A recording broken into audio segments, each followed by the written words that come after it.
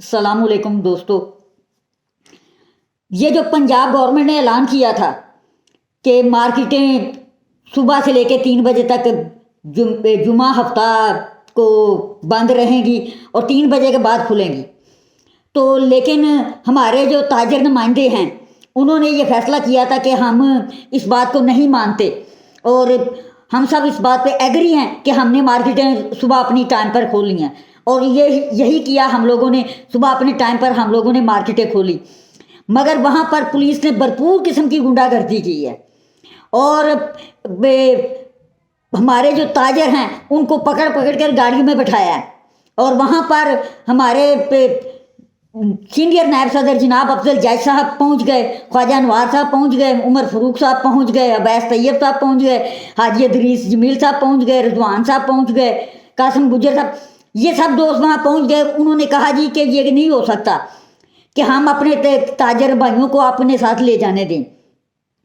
بھرپور مذمت کی گئی اور پولیس کے آگے سیسا پلائی دیوار بن گئے، لیکن پولیس نہیں مانی اور پولیس نے زبردستی ہمارے لیڈر افضل جیش صاحب کو اور عمر فاروق صاحب کو، عبیس طیب صاحب کو، ان لوگوں کو بھی پکڑ کر گرفتار کر کے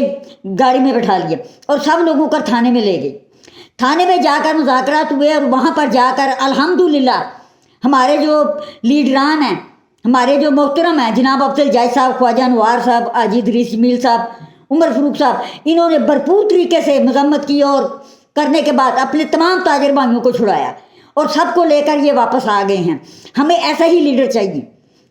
اور ہمیں ایسے ہی لیڈر چاہیے۔ ہم پولیس کی بھرپور مذمت کرتے ہیں، انہوں نے یہ جو قدم اٹھایا یہ نہایت ہی غلط قسم کا اقدام ہے،